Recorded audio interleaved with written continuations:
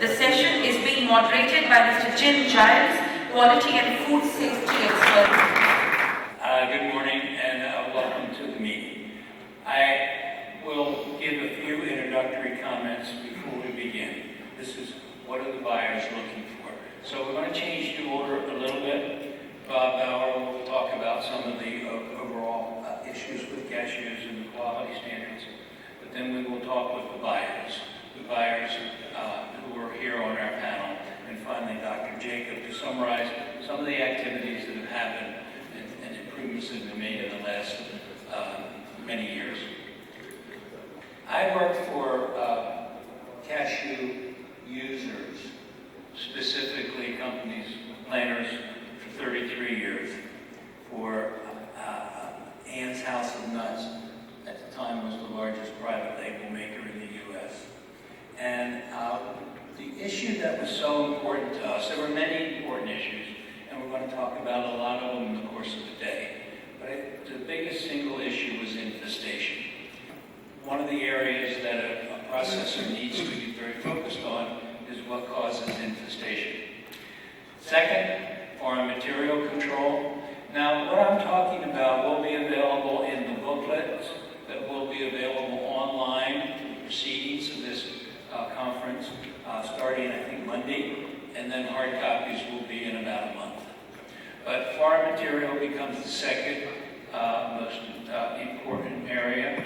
There are 14 procedures that are really important for a cashew manufacturer to be observing, and they're based on what we saw as cashew users in the U.S. And the first to cover was infestation, the second being foreign material. There's plenty of other things like blocking, things like taste. Taste is an area that seldom is highlighted in our discussions of cashews, but as an eater, taste is the most important thing that people encounter, so we do have to make sure that the product tastes right. The screen that's up there right now talks about social compliance. When we were developing the program at the ACA for new factories in Africa, we included in it social responsibility because many buyers are asking now, what are the programs that are in place to ensure that we don't have child labor, that's not, what's the work period, what is the pay? When it gets to talking about some of these, I think it was important to understand a line from a TV program called Star Trek. And that is that we're not there to interfere with things, we're there to understand things. And in the U.S., we're now arguing about a minimum wage of $15 an hour. That's not what we're expecting to find. What we're expecting to find, what is the local regulation on salary and what is the performance against that within the factory. Discrimination, harassment are all part of the social responsibility. Now, child labor. Interesting. I think back on one of the factories we were visiting and we talked about child labor. And they said, well, if the child doesn't work in the factory, they're going to have to resort to probably some illegal activity outside of the factory. So what can we do to satisfy your requirement that people be at least, whatever the national limit is, it's usually 14, that the children are being able to survive. And in this case, we came up with a bit of a compromise, and that is limiting the number of hours, ensuring that the child could go to school, and that they were fairly compensated for their activity. Work conditions, freedom of association is really their ability to represent themselves to the factory. So I somehow seem to be on a loop here that isn't giving me all the other things. Roaster issues, grading. We talked about infestation. We talked about foreign material, proper grading. What are the things we need to look for? Do we have adequate lighting in the factory? Can people do it? In some factories, the turnover in the factory, and I said, what is that? They said 50%. About half the workers every year are different than the ones that were there the previous year. And how do you ensure that people who may or may not be able to read are adequately evaluating and grading the product? Taste testing, plumbing and locking. You know what that is? That's when you get a 50-pound cashew nut comes out of a bag because it's all stuck together. Either too much moisture, too much vacuum on the bag. Food safety requirements in the factory. Staff dress must assure that all the hair of both men and women are covered. It's not at all uncommon to go into a factory and the workers are all gowned and the supervisors are not. But we need to make sure that we apply consistent standards to all people in the factory. Pest control program is also an element of our requirements. You know, after the Borma, we have in fact killed all insects.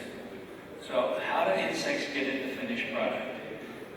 Almost always it happens with work in process. As it sits around, insects are allowed in. It's important that we have an adequate integrated pest management to preclude the access to the product from insects. And also that the packaging that we use has an atmosphere which makes it impossible for insects to grow. There's a lot of this that I don't think I need to go into now. You can read it when you get the program. It becomes part of what our 14-point program was for quality.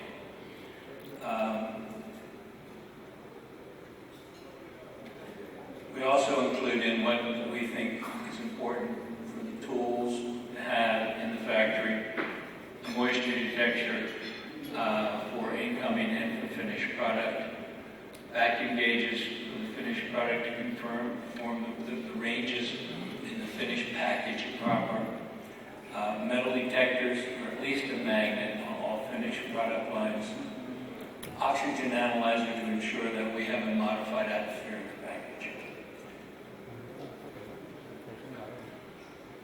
Well, then back to social compliance audit. So I'm going to end here. We can review all of this in some more detail at the next work session. But right now, I really wanted to get into what the whole identified purpose of this meeting is, and that is, what is the buyers? So the very first person speaking to that is going to be Bob Bauer, talking about what the products are about. Okay, well, good morning, everybody. It's a pleasure to be here. Pleasure to see Jim again. One of the first people I met 20 plus years ago when I started with AFI was Jim Giles. He's a tough taskmaster. He saw me with a glass of wine last night. He said, "That's it, no more wine for you." He wanted me to be sharp this morning, so hopefully it paid off. For those who don't know, AFI is the Food Import Trade Association in the United States. There's 1,000 plus companies around the world that are members of AFI. And we represent the interests of the import industry in the United States. So our members are the importers in the U.S. or companies in other countries who are shipping product to the United States. And what we did today, to prepare for today, was with the help of the folks at cashewinfo.com, there's a survey that went out to our members. Only those who are active in cashews. And through a combination of 5 written returns and then some conversations with another 4, we have some survey results that will give you an idea of what the buyers in the United States are thinking in terms of issues right now in the cashew industry. Supply origin breakdown, the far right column is really the one to go by. All 9 of the people are sourcing from Brazil and India, and 7 from Vietnam and Africa. So these are the larger importers, and most are importing from all sources. So.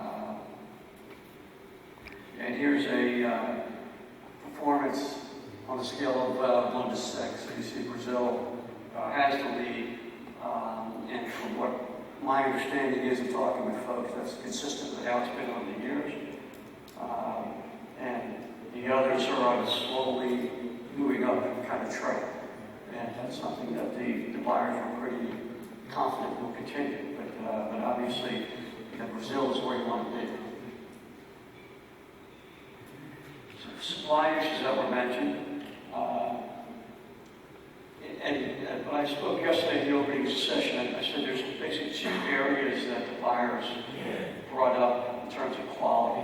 One is the quality of the business relationship, and the second is the quality of the product itself.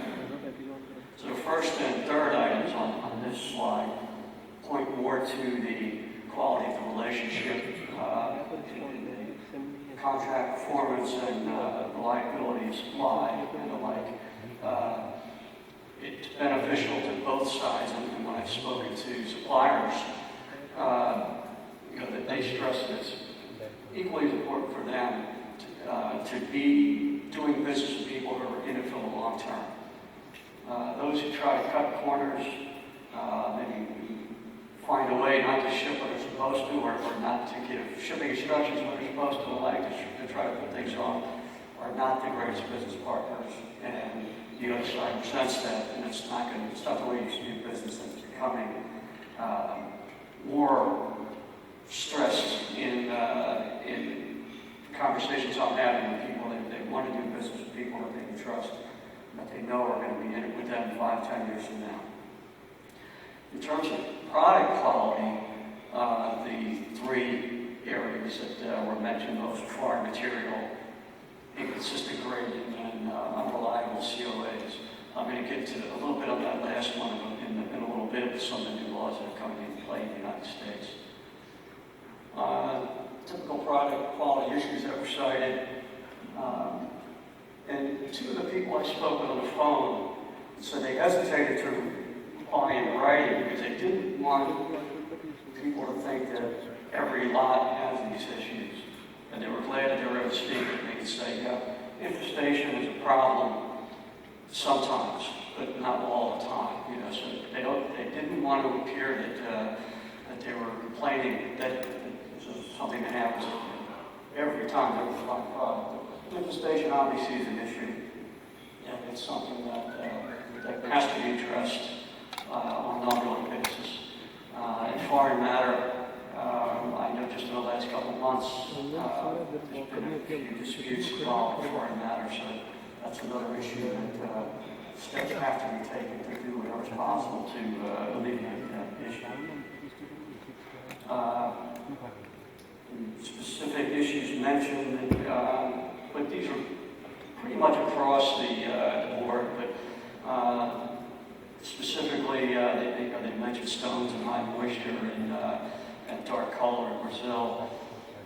Here in India, sometimes a chemical of taste, and sometimes there was concern that the product may be a little too dry, and Vietnam was blemishes. The food safety related challenges, and this also gets a little bit into the business relationship in terms of the information sharing. You can see, particularly Vietnam, information sharing was a big concern. Certification is an issue that I'll talk about, and I think Mark Rosenblatt's going to mention things along these lines as well in his presentation. And traceability, this all kind of ties into the Food Safety Modernization Act, which is coming into play in the United States. And all of these items are coming into play more than ever. And it's not just going to be in the United States. It's something that suppliers of cashews and suppliers of all food products are going to have to deal with this. It's not necessarily the importer who says, I want this information. It's the importer's customer, or in some cases, the government, or a combination of the two. And I'll get into that in a little bit. We asked about initiatives that are needed in the next 1 to 2 years, and these were some of the suggestions we got. So, basically, to read through them. On their pasteurization is something that is mentioned more and more. So, let's see as we speak more today if that's something that ends up coming about. problem of salmonella. The FDA is doing a very in-depth study, not only in cashews, but all kernels on salmonella and E. coli. And we expect those results to be out next year to 2 years, with some, hopefully just recommendations from FDA, not mandates. Getting back to that information that's going to be required not only of the importers, but of their customers and all, is the buying of kernels from unapproved or unknown factories. The law that I'm going to mention now, FSMA, it applies to everybody, the U.S. producers and foreign producers. And the way that FDA can kind of extend its jurisdiction to the folks who necessarily are supplying is that it's requiring all of the importers to be able to assure the government that the food that they're importing is produced in the ways that meet U.S. requirements. So in order to do that, the importer has to have all kinds of documentation. It's going to have to know that the kernels are not coming from unapproved. It has to know where, basically, be able to trace the entire life of the product. So that is the biggest initiative that's coming down the pipe in FSMA. And I'm going to focus just on one rule of the many within FSMA. It's the one that kind of is centered around. It's called the preventive control rule for human food. And as I mentioned, every facility that produces a product in the United States has to meet this. And the importers have to have documentation as well to show that all of the product from every single one of the suppliers in every facility meets these requirements. And very quickly, what it is, you need these components. You have to have a hazard analysis, which is similar to what a lot of you already have in place. But every known or foreseeable hazard has to be written down in the plan. And then the steps taken to address it. You have to think maybe a little bit more, too. I know I have some good slides in there about perhaps some of the things that you might not have originally thought about, but you may have to. If you use this room as an example, for us it was fine, we could come and go as we please, but obviously in the factory you can't have that. If I don't belong in the production area, then I should not be allowed in there. And steps must be taken to keep me out of there. These lights, while they look very nice, dust can get in them, bugs can get in them, they come down to the food. I know there's been some factories written up because the light bulbs could burst. And the shattered glass would get the food. So it's every possible scenario that could go wrong, you have to account for in your plan, including intentional adulteration, which is why you want to keep folks who don't belong in the production area out of the production area. So once you've identified all these hazards, then you have to put preventive controls in place to keep them from happening. Depending on the product, you have canned seafood, for example, or fresh seafood. It's a little bit more difficult. These things are going to happen. But you still have to put these preventive controls in place to minimize them as much as possible. A lot of acid plans are on the shelf right now. Companies have them, they're collecting dust. Dust shouldn't be in the facility, but they're collecting dust. With FSMA, that can't happen anymore. These plans have to be monitored. So it's an ongoing process every day, and depending on the severity of the potential hazard, the amount of monitoring that needs to be done varies, but it has to be done. Your preventive control plan has to list what corrective action you should take. So if and when a hazard happens, what steps are needed to take to eliminate the hazard again. And then what's being done to verify that the plan is being carried out, including third-party audits and the like. The wording of the law doesn't absolutely say you need third-party audits, but your customers are going to request third-party audits because their customers are required. And that was one very important factor of FSMA. There's two things at play here, okay? You have the government mandates here. And then you have the customers over here who may want a little bit more than what's over here. Or they may want it sooner than it's required. And you're going to have to listen to what the customers are wanting. And so when your importer customers are asking you for information, it's not willy-nilly, oh, I just want this to be difficult. The pressure is coming from the supermarket chains, the manufacturers. And if you're not willing to show that you're willing to take the steps needed to comply with FSMA, even though it doesn't come into play for those of you who throw that another year now. But if you're not taking steps yet, you could very well lose the business. I've heard stories where U.S. supermarkets and manufacturers have stopped doing business with people who haven't started to try to comply with FSMA yet. So, if you're doing things like BRC and asset plans and all, you're on the right course. You're starting. What you need to do, what you need to become as familiar with FSMA as possible, and rely on your customers for that. They should be able to give you some information on what it is that they're going to require. And the item that's going to trip most everybody up is the last item on there. This goes for U.S. producers as well as foreign producers. It's the record keeping. If it's not written down, it didn't happen.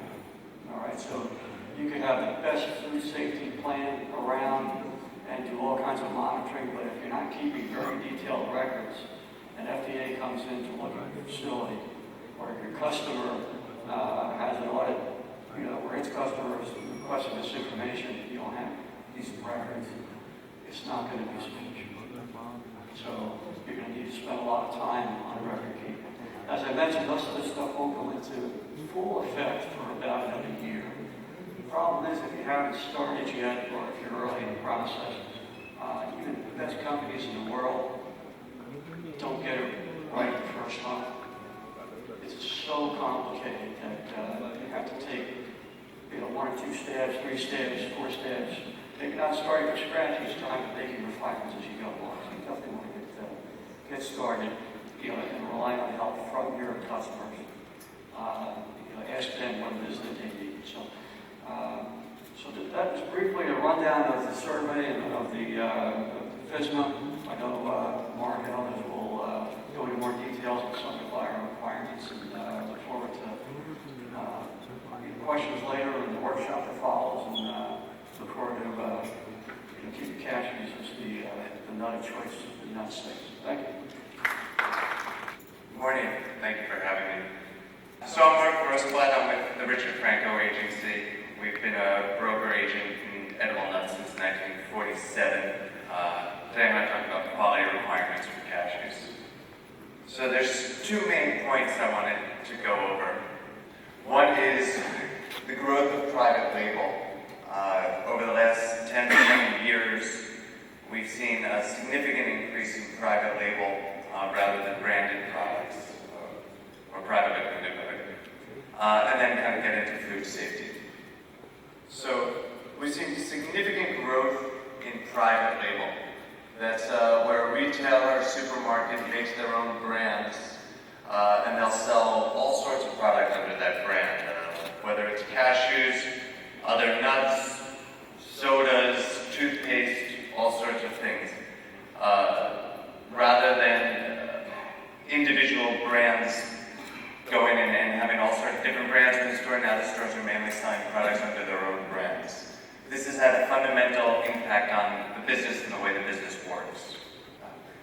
So 30 years ago, it was really a push system. Product was produced, buyers purchased products based on what was available. They brought it in, then the roasters would buy the products that were there and develop a product with it, and then the retailers would buy the products that the roasters produced. Essentially, it was sold based on what the processors were making. Today, it's really a pull system. So the retailers decide what products they want to buy, then the roasters create a spec and negotiate what that product is going to be with the retailer, and then they purchase those products from origin based on what the retailer wants to sell. So it's really a pull system instead of a push system. This means that what products are produced and what's coming into the country is really determined by the end customer rather than what products are being produced at origin. This has had some fundamental impacts on the way the business works. Most fundamental is product must be within specifications. The customers who are buying the product need to meet the requirements of their customers. If they don't, the product gets rejected, they say, bring me something else. There's no such thing as a 260 cash. If the product is counts above 240s, it's no longer a 240, it's now a 320. There's no flexibility to do something in between, so it's incredibly important that products meet specifications. Also, the lead times are significantly longer than they used to be. This means the industry is much less able to adapt to changes in the market. When there's a price advantage or price differentials change between grades, it can take 6 months to a year to adapt because of the long value chain. The roaster has to go negotiate with a large retailer. That can take months, and then it comes back down the line. So the industry is much less flexible to adapt compared to the way it used to be. There's also greater uniformity between products. If one company makes a product that sells well, you can be sure that within a year or two, everybody's going to want to have the same product. There's also an increase in quality standards. We used to sell a lot more SSWs or third quality products. That business has been gradually fading away, mainly because even in discount stores, they want to have a certain quality standard for a private label, because if a customer buys, say the cashier takes it home, opens it up and says, these are not very good, these are cheap, lousy product, that's going to impact the overall brand. That customer may not want to buy, say, the toothpaste under that brand. So companies are very conscious about their overall brand image, and there's less flexibility for inferior quality. Now, as Bob mentioned, the big impact change in the U.S. has been FSMA, the Food Safety Modernization Act. This was passed a couple of years ago, and beginning in March of this coming year, it's going to be in place. It puts a lot more responsibility and liability on importers, and therefore they're going to push that back to the processors and raw material suppliers. One of the main parts of this is third-party audits, as Bob mentioned. This is really the most important thing that we're seeing from the customers in the United States. Already or very soon, many buyers are not going to accept suppliers who don't have a third-party audit. Minimum standard is a HACCP or ISO, but already we're seeing many buyers who are asking for higher level audits, such as BRC or SQF level 2 or 3. Right now, there's some flexibility, mainly because there's not enough suppliers who have this, and buyers understand it takes time, and if they were to require it from their suppliers, they wouldn't be able to get enough supply. However, it's coming, and then as more suppliers get it, you're going to see buyers saying, I only want to buy from suppliers who have these higher level third-party audits. So it's really advantageous to get ahead of it. We think it's probably one of the most important things that a processor can be doing right now is investing in getting higher level third-party audits. As Bob mentioned, there's also increased requirements for documentation. Certainly COAs have been and are very important. But more and more we're seeing customers wanting a whole packet of documents. Full HACCP plan, product guarantees, recall, traceability. We're seeing this, pretty much every customer is asking for a packet of materials. We strongly advise processors to create a packet, have these materials available so that when a customer asks, you can simply send them the pre-collected packet of documentation. As Bob said, if it's not written down, it didn't happen. Everybody wants to have all these documents to show that they're buying from a reliable factory. And it's becoming more and more important. You're going to see more and more requests. We suggest getting ahead of it. There's also an increased focus and concern with salmonella.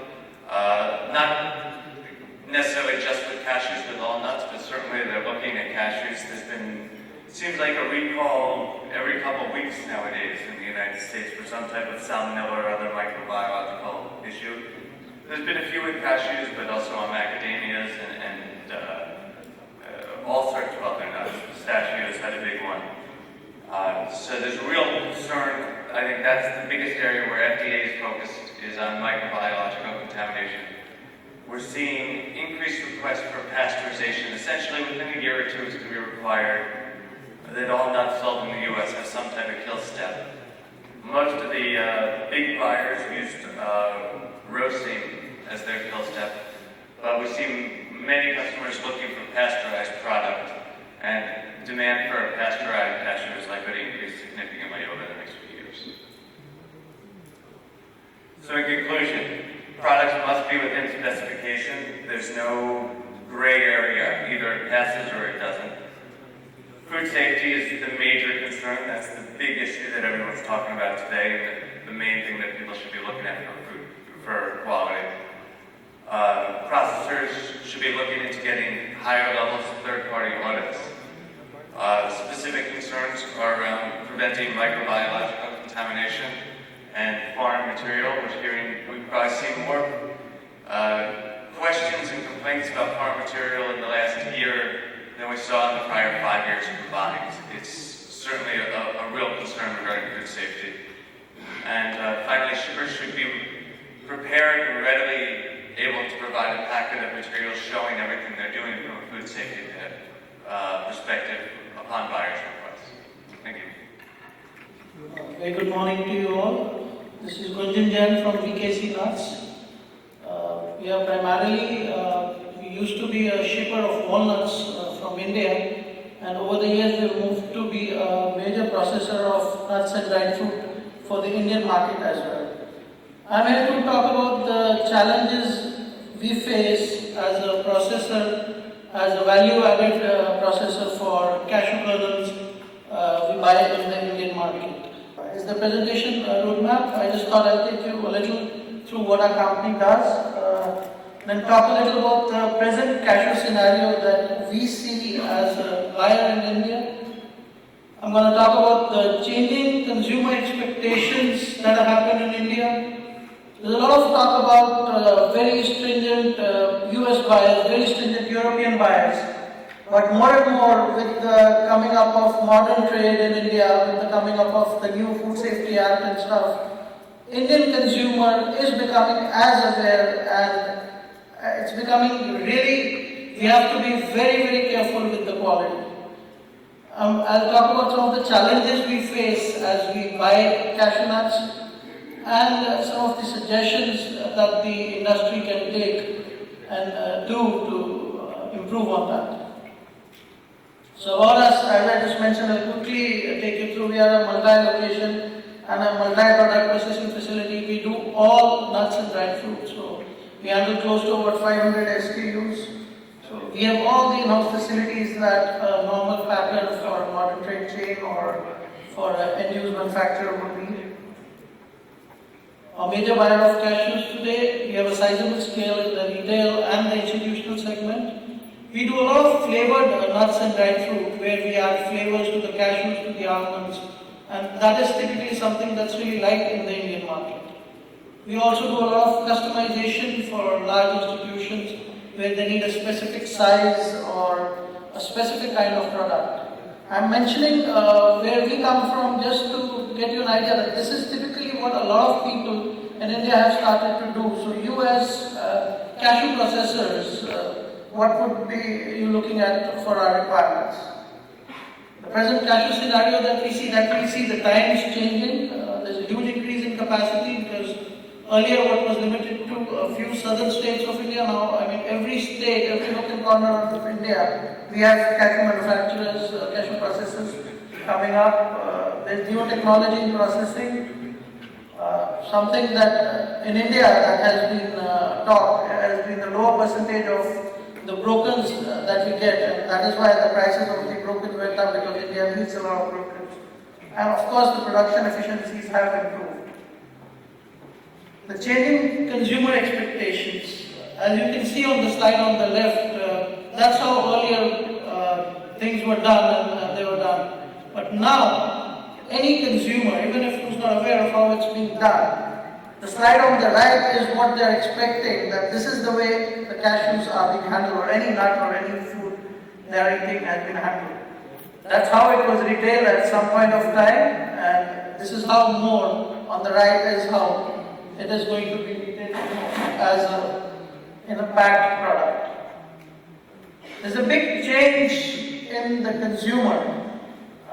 Doesn't go for whole of India, but this is what the change is happening as a buyer for anything. You can see the slide on the left. The traditional buyer used to be like that, where nuts were out in the open. You could have a look at them and buy it like that. But the shift started from the bigger cities, the metropolitans, but as we are seeing now, even the smaller cities, the B-class towns of the Indian market are getting to the second slide, where the homemaker or whoever the decision taker is a much more modern person who has a much higher expectancy on the product he or she is picking up from the shelf.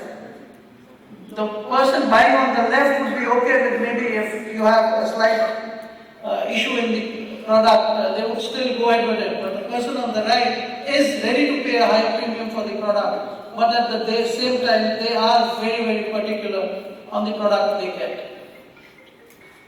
This is further the new customer need, how the times they're changing on the Indian shelves too. From moving to that, it's more of packs like that. Some of the pictures from various stores, how the cashews also are being sold on the Indian market.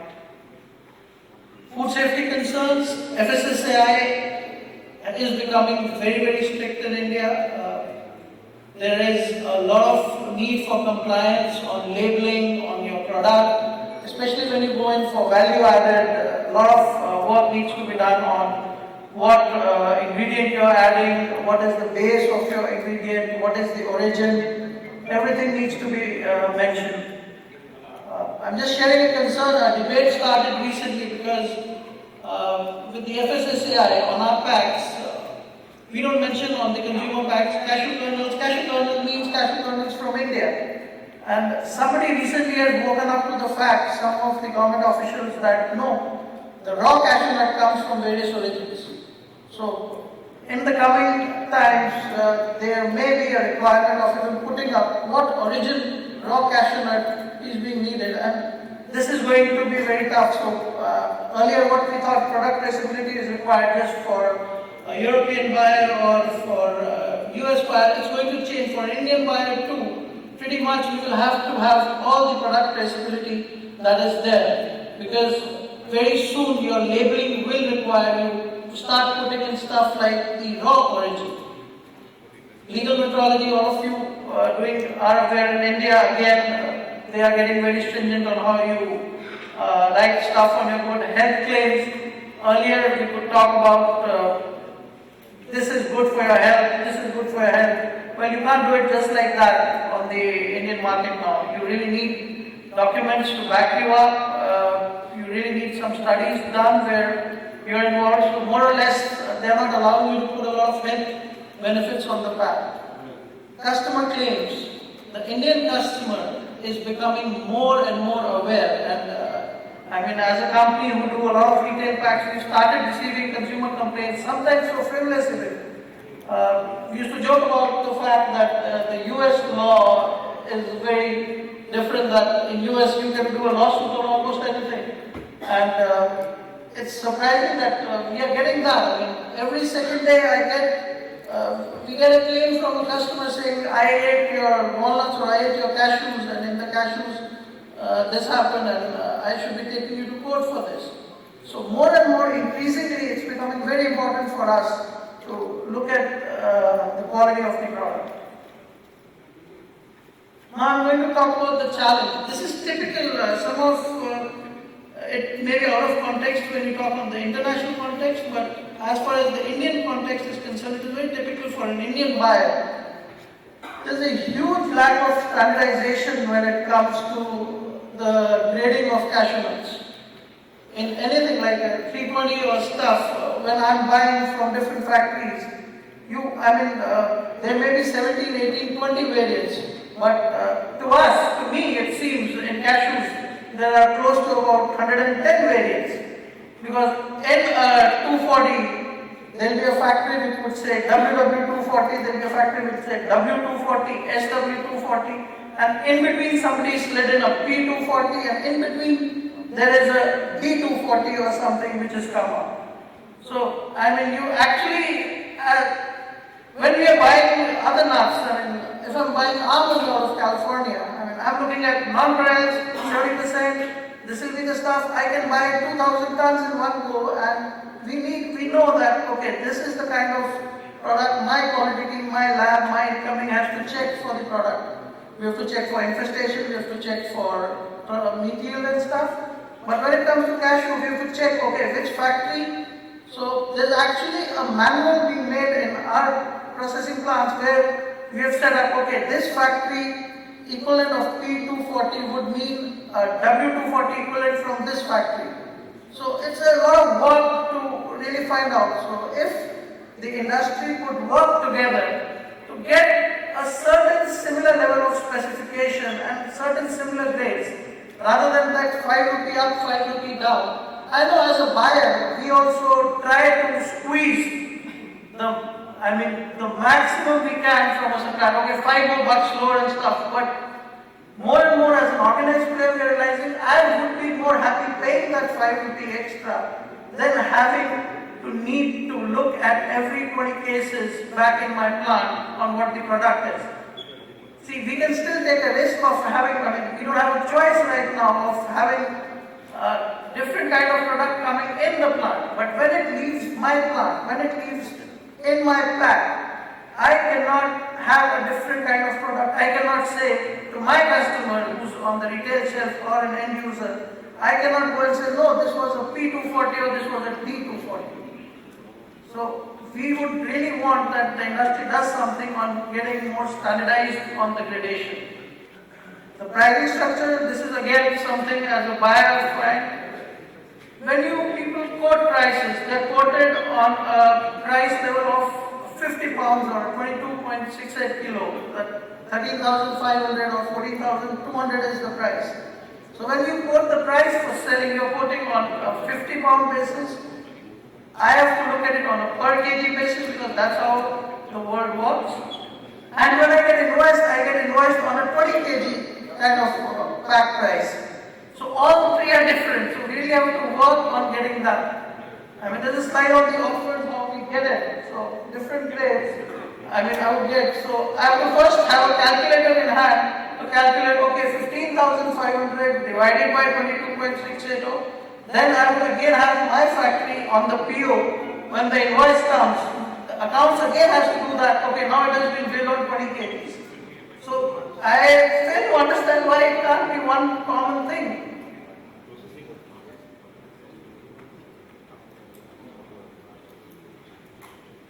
That's just another example. So if I'm buying cash and I ask for an offer, this is a typical example of the kind of range we get in an offer. So just to talk on how if it could be standardized and rates could become less.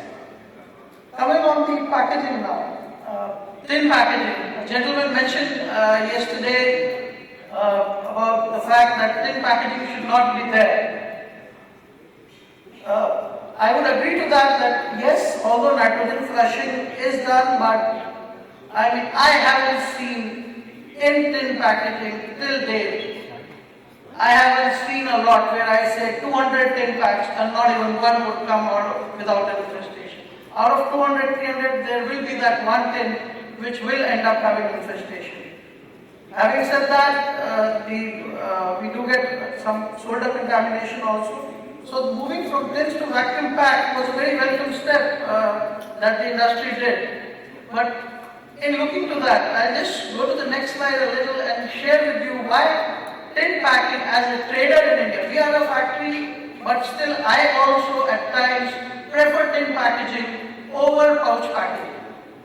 And it's so contradictory. I'm saying that we get infestation trouble sometimes, but still I'm saying I prefer tin packaging. packing, I pay a premium. In India, tin packaging is expensive over your flexi pack. But I still ask my suppliers that, okay, give me in tin packing. Now, why does it happen? The slide on the left, this is how most of us perceive that all of major cashew processors are also been in the export market, they've been shipping out container loads. So the slide on the left is the perception that this is how the cashews are going to be handled. This is how they are handled in the US or in the European markets. But that's not how it is in the Middle East or in India. I mean, a lot of it is handled by hand by the labor. So you have a person who's lifting out 1 or 2 cases and transporting. And transportation is also not what it would be like you would just go in for the goods are put in a container, they go straight to port, from port to the destination, from there to the warehouse, from pallets. It's not like that in India. It's transported, it's transshipped in smaller vehicles, in truckloads, in smaller loads, from point A to point B to point C to point D. And in that, a lot of transit damage occurs. So because of that, a lot of Indian buyers still prefer tin packaging over vacuum pack. So there's rough handling, there's breakage of cartons, and it's mainly in the vacuum pack. The industry right now uses just one size, which is either 20 kilo vac pack or 50 pound or 22.68 vac pack. And these are some of the pictures. The picture on the left is how you packed it at your factory. We are not so far, we're just coming from south to north of India, but when we actually get the goods, some of the goods, I mean it's an eye-opener, but that's how some of the goods end up looking at our plant. In terms of the flexi pouches, in terms of vacuum, 50 to 70% of the flexi pouches have lost their vacuum by the time they reach us. So we get again susceptibility for infestation, and 2, we get a much higher percentage of brokers. So based on the supply chain, based on this, there's a suggestion I had to move in. The industry should try to move in for smaller markets. They should try to move in from a 22 or 50 pound bag or a 20 kilo bag to a 5 kilo vacuum pouch or something. The handling will be easier. The product reaching us will be easier. For a trader to handle the product, it is much easier. This is something we did as major shippers of walnuts out of India in the early 90s. All walnuts were being shipped either loose or they were being done in bigger. And we used to face a lot of trouble. So we moved from a 10 kilo bag to a 5 kilo bag. And in doing that, we saw at least half of our claims gone in the product. In terms of the half yield, in terms of the holes, in terms of the rancidity issues, a lot of issues got sorted with a smaller pack. So that's something I can suggest to the cashew industry. So that's what we do again when we handle the cashews we get. We end up having to repack them and such. And again, one of the traders mentioned yesterday, so similar stuff. Going for a transparent pack. It's easier to metal detect. Secondly, your customer, a trader, for a trader it's much easier. The buyer can see the product even before. So if there's an issue, it can be known right there, right then, rather than it having to wait for somebody bringing back tins after 6 months. That's just a few of the suggestions I have for the industry and the challenges that we face as a buyer, and something can be worked out. Thank you. Good morning, everybody. First of all, let me thank Cashew Focal and this energetic team leader, Srivastava, for inviting me to give a presentation at the World Cashew Convention.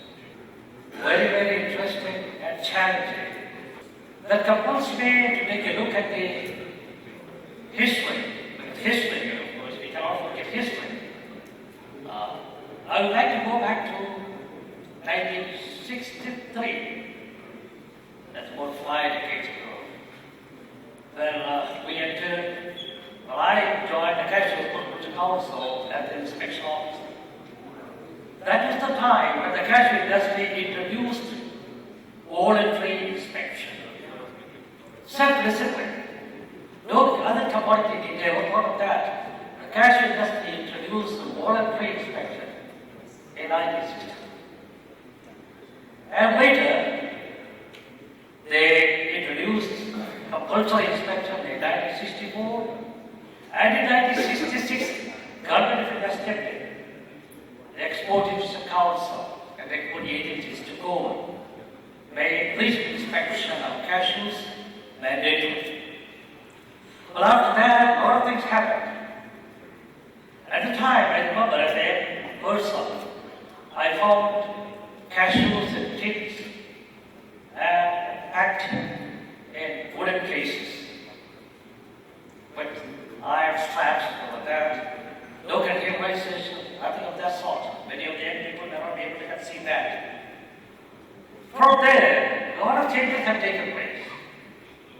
Then came the corrugated cardboard carton, the first milestone, perhaps, the first turning point, and wooden cases were replaced by corrugated cardboard carton.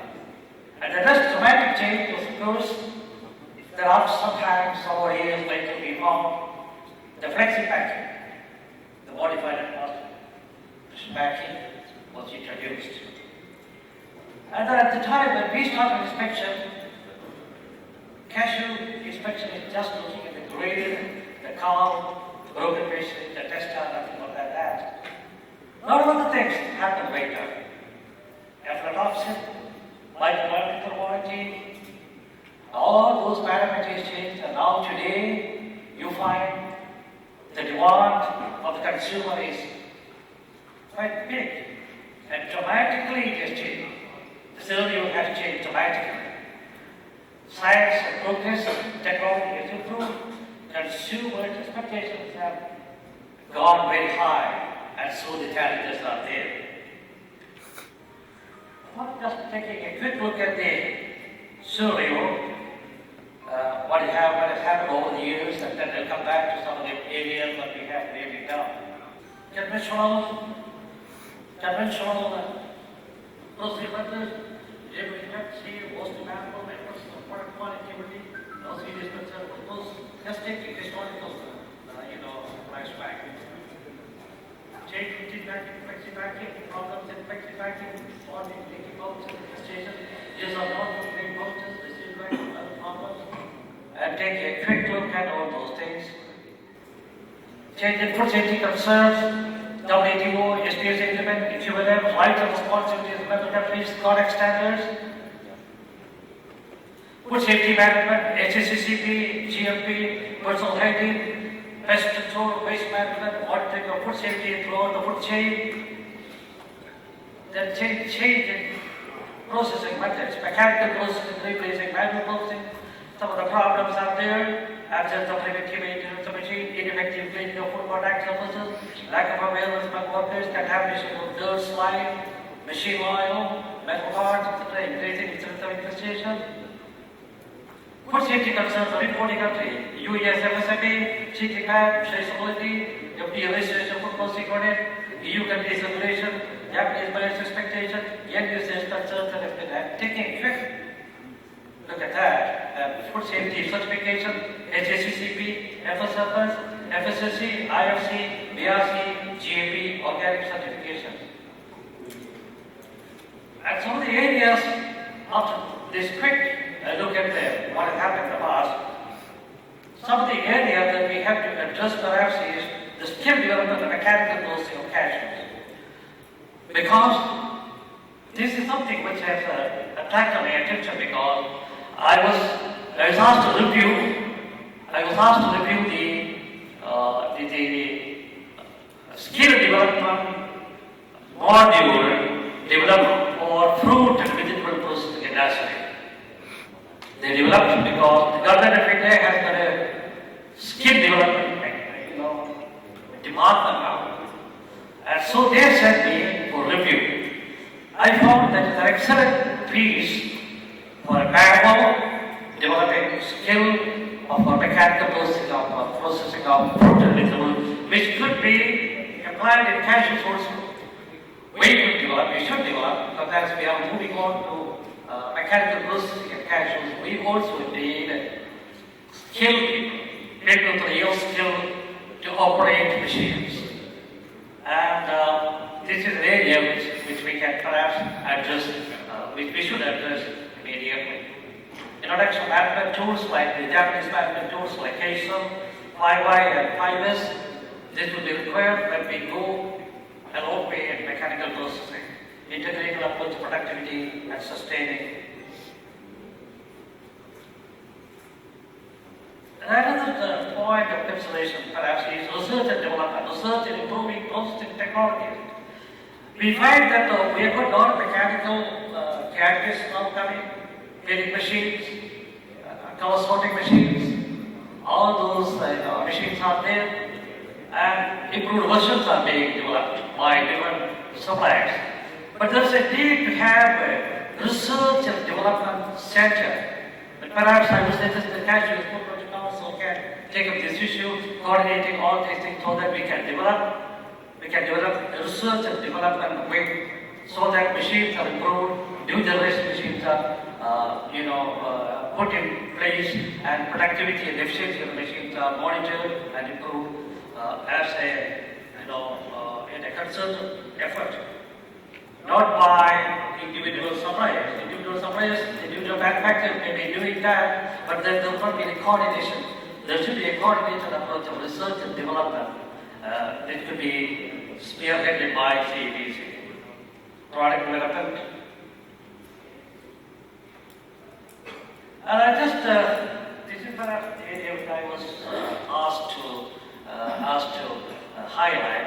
The track has got to be improvement on time. Introduction of IPQC, way back in much earlier than 1970, we introduced, when EI was there, EAA introduced what is called as in-process quality control, which is the precursor of food safety management system. This is the precursor of food safety management system, which is now currently followed. And then, of course, back you mentioned about high efficiency hot chamber that has some kind of food safety concepts. Steam processing of RCL is all changes which happen. Installation of metal detectors, actuators and foreign microsegregators, conveyor system for online checking, use of gas mix of carbon dioxide and nitrogen instead of carbon dioxide alone, color sorting machines, use of hand sanitizers for workers. And this is something which I would like to say that some problem of chemical smell was mentioned in the presentation. And one of the reasons for chemical smell was perhaps some of the workers were using soaps which will have a smell that will be absorbed in the cashews. So isopropyl alcohol is less alternative. So we are now people have decided to go to isopropyl alcohol or hand sanitization. Use of headgears, aprons, best control operations including irrigation where necessary, use of complex bags which is conforming to BIS specification, food safety management system implementation. I find that there are a number of processors and exporters who have introduced HACCP and food safety management system, and quite a number of others. Some others have gone further. They've introduced FSSC. They got for BRC also, and there are units which are really very good. There are units which are, they are really the trendsetters, role models for other people in the industry. Quite a number of them are there, role models. In Karnataka we have, in Tamil Nadu we have, in Kerala also. There are processing units which are in tune with the changing requirements of the importing countries, who have put in place food safety management system and upgraded it to the latest versions of FSSA and all that, addressing the concern of the buyers, addressing the concern of the consumers, and also keeping in tandem with the food safety regulations of the importing countries. They are really good examples for others to follow. the future. The demand for safer and healthier foods will be a challenge for the food industry, while it should be open opportunity for us to supply foods meeting the exacting requirement of the buying country. And also the domestic market is getting sensitized by stringent food safety requirement. Somebody mentioned about FSSAI. FSSAI is really becoming more stringent, it's really very stringent, and the domestic market requirements are also equally stringent like the export market. But there's one thing, we have come a long way from 1963 when the voluntary quality control was introduced by the CEPC, which should be congratulated for the initiative and the vision they had in 1963 when they introduced the voluntary quality control. But now, I'm sure that the Indian food processing industry, especially the catering industry, has got the willpower and also the resources to meet the challenges emerging in the world scenario, the world market. Because everybody is geared to we have been now very much sensitized by Make in India campaign, by the Stretch Market campaign and all that. So, and also by we can do is the one slogan that has emerged recently. The Prime Minister has been very particular about it, that we can do, provided we have the will to do that. I am sure that the Indian cashew industry will be able to meet the challenges and will be able to live up to the expectations of the importing countries. I must thank you for your attention. Good morning. I was taking notes of the group which are from Africa, and we have these 5 things. We believe, the group feels that Africa is in a stage where it always can be the best for traceability. So they are not, they are counted about this market which is 5. At the same time, they believe maybe the market feels that traceability is not a component which is a verbal component. Maybe the documentation is missing, and that's where the group feels yes. On that part, Africa has to do a lot to prove that their product is having traceability component by having a better documentation. On the foreign matters, there are 2 groups in the same group. One group who are having big factories, they say, well, in the new plants which we have, which are sizable, we don't feel that we have such type of grading. We hardly talk about foreign matters, we never get anything wrong from the markets. Though there is another group which are startups with very few resources, very small factories, they feel yes, that can be a possibility, and Africa has to prove on that part. On conditions, we talk about like moisture. We are better off. Africa is marked as 2, which is good. Very less concerns about it. And I think there is a logic behind it that African factories are not that big plants today, and they are not having that sort of equipment where they can easily test every single thing. So they try to put their packs more dry products. And that's the logic behind it. And the group feels yes, this is a fair marking. On sensory, we put up into 2 ways. One is the color. On the color, everyone feels there should not be an issue because everyone use more or less oiling, which is deep roasting, and the color is more or less fine. And marking is true. Still, there is some improvements because some places where the factories are not of that size, they try to have a consolidation of stocks, selling under the same brand, and then sometimes you find some problem with the color and sometimes the order, which is delays.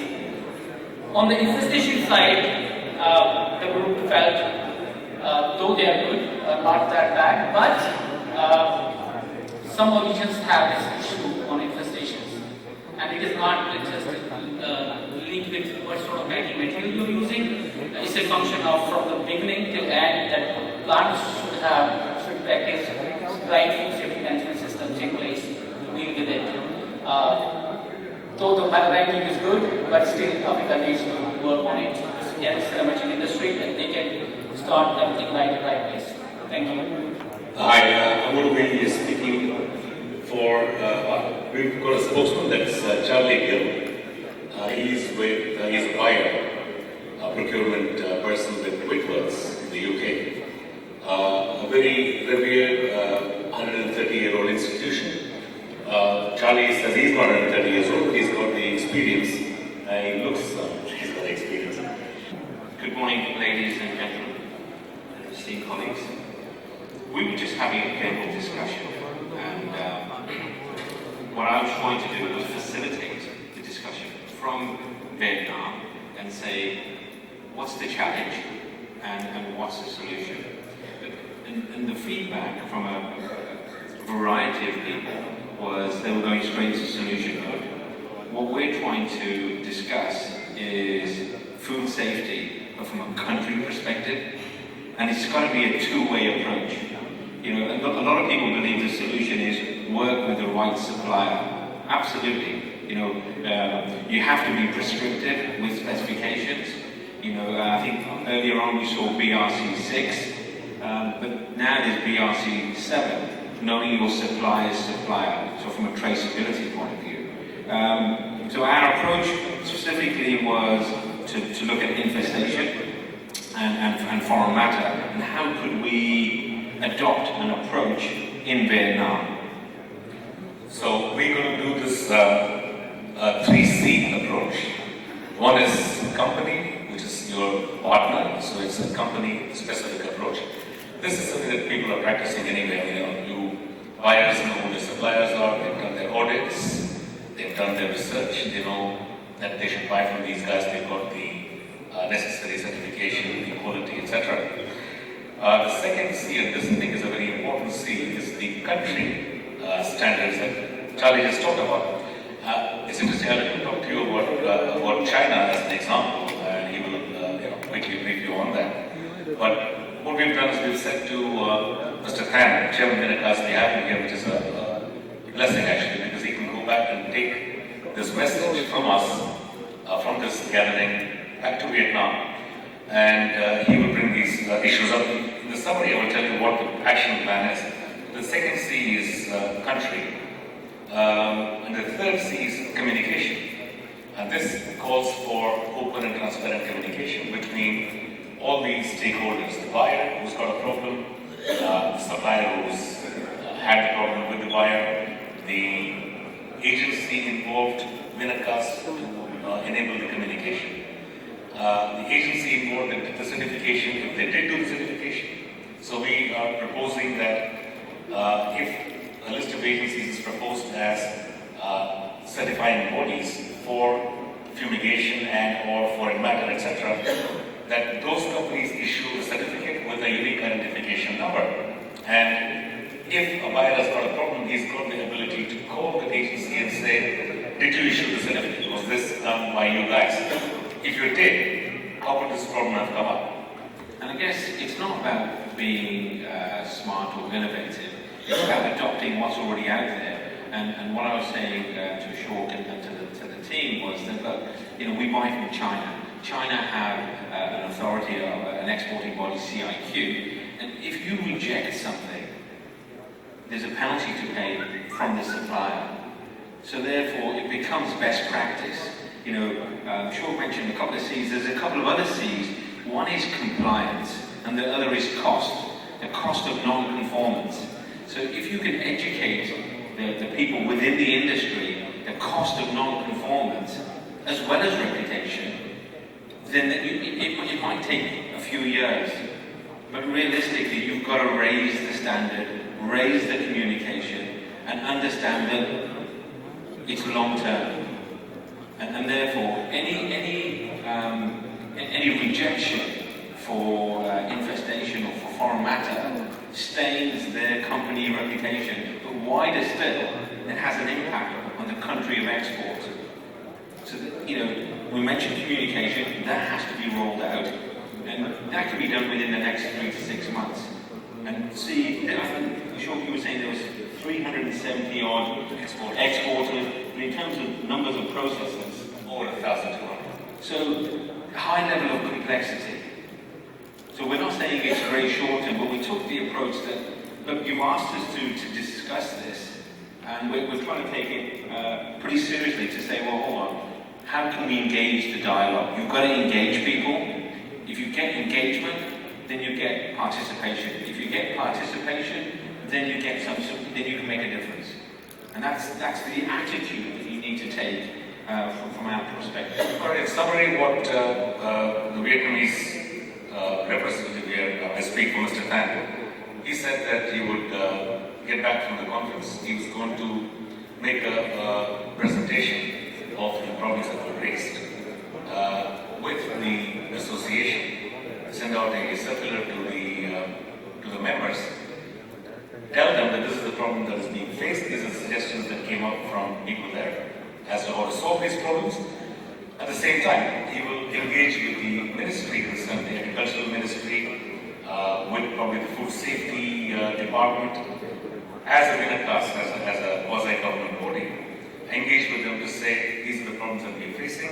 Can we as a country raise or set standards that exporters have necessarily got to follow? Look, it's a commodity. Despite best practices, there could be problems. As long as the effort is made to do the best thing possible under the circumstances, and the best initiative is taken, and best integrity is shown, I think that's what we do. Absolutely. Thank you. Thank you. Good afternoon, ladies and gentlemen. I am also standing in for Mark as facilitator.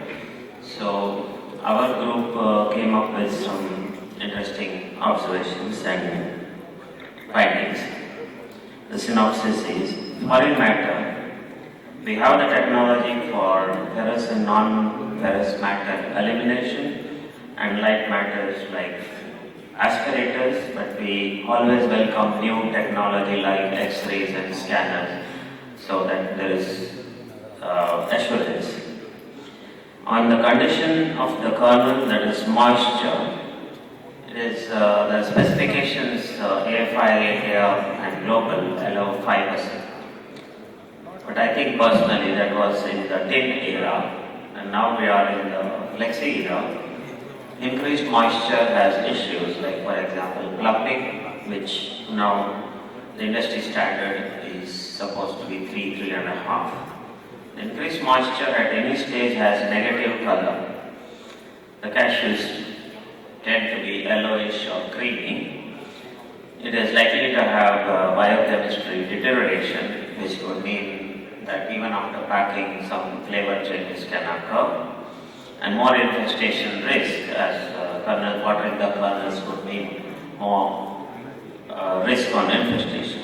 So the contract is at the maximum level of 5%. The group wants to consider, the buyers to consider request that if it is 3% guaranteed moisture, then we have a 3% price increase at the time of contract factored in.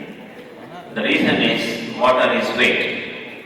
Let us have economics and contract at an acceptable level, and assure the assurance also has to have contractual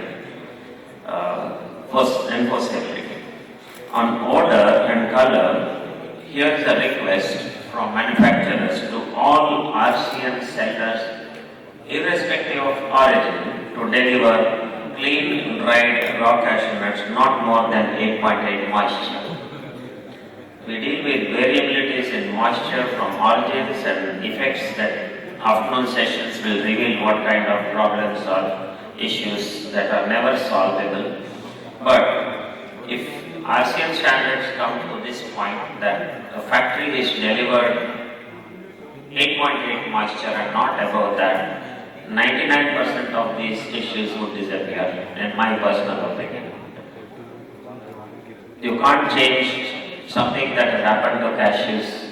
It's irreversible, and that passes on to buyers eventually. On live infestation, we are regretting India's high score, but it is something of practices. It's not that we are not knowing it or aware. It has to be as the first group recommended company practices and then assurance. But we are appreciative of Brazil giving 0, and if Brazil has any process and technical information that they can share and anybody can facilitate us, we would be glad to receive that information and learn from it. Is there anything different than practices that you would like to know? In the general request that we have in conferences like this, any technology that would eliminate infestation, in my personal opinion, which does not use chemicals and pesticides or fumigants. Heat is the only elimination point. So heat transfer not just by ovens, but by infrared, ultraviolet or any mechanisms that can eliminate the potential risks in microbiology like E. coli and salmonella. It needs a finishing line, and in a finishing line we need expertise. I wouldn't say we have the skills of the technology now, but I'm sure as a group, as an industry, we would welcome any technical inputs that would eliminate issues that have been listed. The view of the group is processing method and state of the art of the facilities and best practices, and that it should be economically viable. We welcome that. The view of the group was since cashews and agricultural produce or horticultural produce, a certain level of difference in flavor should be acceptable. We hear the word objectionable, which is subjective, but flavor is something that you can't take away. If it is prevention and if it is coming from the raw cashews, yes, we have traceability or we have a source, but if it is flavor arising in the process halls, unless it is deliberate or anything, there shouldn't be normally a flavor issues that can be introduced into cashews in a factory, unless accidental. Therefore, anything from plant origin, and if it is having a flavor issue, it should be acceptable, not as something that would cause a rejection.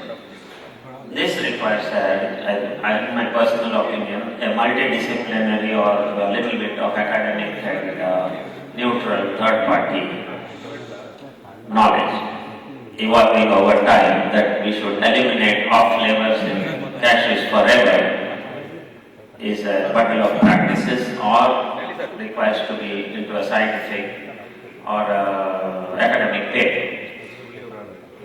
The group felt that the specification for cashews is most stringent in comparison with other tree nuts like almond. Almond specifications in comparison to cashew specifications do allow a certain leeway. In cashew specification is 0 infestation. If in almonds we say that out of 10,000 pounds, 1 bug is allowed or something, I don't know, that's the group fed. But I think if specifications are to be revisited, then we have to have the expertise of quality specialists. We need the mediation of AFI and CPCI as neutral bodies that will put buyers and sellers together. I think it's time to revisit personally that we have a 3-year program, that each part of the specification is done in new light due to new changes and new issues. And the expertise that is with AFI and its quality group, and in India the CPCI group, and evolving in Vietnam and Brazil and Mozambique. The kernel specifications basically are not about the basic characteristic of the kernel, it's more about the presentation or the relaxation. So if you are saying that in the current circumstances, 15% next lower grade is allowed because the fryer likes it, there wouldn't be compromises in the system. If I am as a good processor, I am doing only 5 and my competitor is doing 15 next lower grade, and it is acceptable as a I'm a little bit embarrassed to say that there are at least 127 types of W320s in the world, not 2 or 3. If an SW320 and S is removed, it's a W320 in India. Just because, as you saw in Mr. Jain's slide, when a person says loose, the grade isn't there on the heap. And 90% of private label or other labels do not provide the grade at all. I don't see any grade mention in Marks and Spencer's or Tesco. It is just cash.